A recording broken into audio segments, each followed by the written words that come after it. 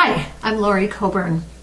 This morning in our daily morning Course in Miracles readings, my partner and I were reading from the manual number 27, What is Death?, which is one of my favorite parts of A Course in Miracles.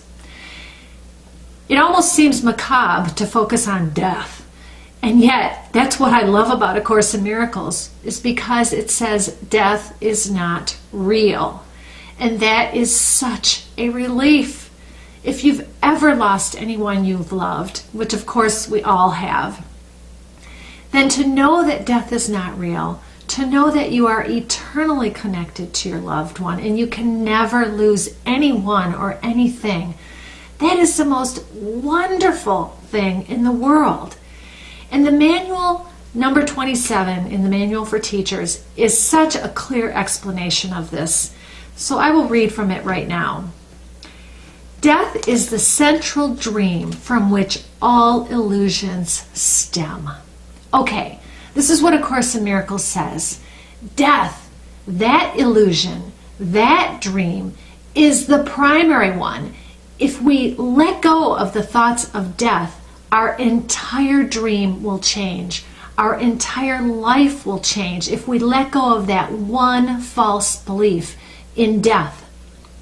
Death is not real.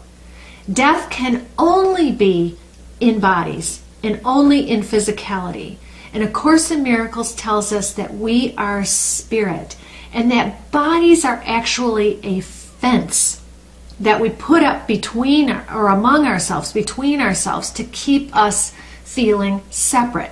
Of course, if I have this body and you're in my space or I'm in your space, we're infringing on each other's space. It's like we have this territory in which we do feel separate from somebody else.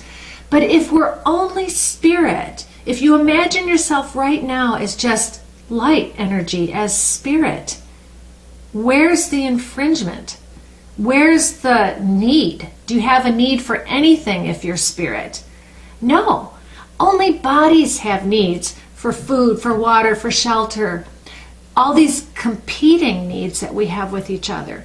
So when we let go of the belief in death, we're letting go of a lot of the troubles in our lives, because as we wake up from our dream of death, life does itself. We get into the flow of life. We get into the flow of love. We're not the doer. Things just unfold by themselves. Another line I like here is it not madness to think of life as being born, aging, losing vitality, and dying in the end? Prior to my study of A Course in Miracles, I used to get so angry at life.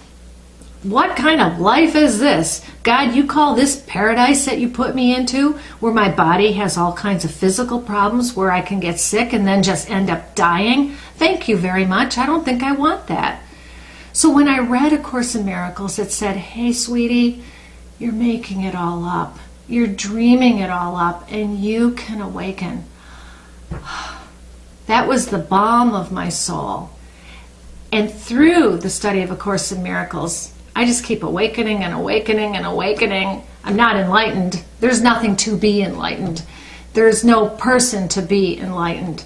But the awakening and the expansiveness and the joy and the peace just keeps spreading. If you haven't tried forgiveness, try it. It is so wonderful. It gives you all of that peace and joy and happiness that you've always looked for. You try it in other things don't work. That's because you're dreaming. You can't fix something that's not there, but it's in your mind, and you can wake up and you can be happy and just let go of all of those false beliefs in death. Be free. Be happy. Namaste.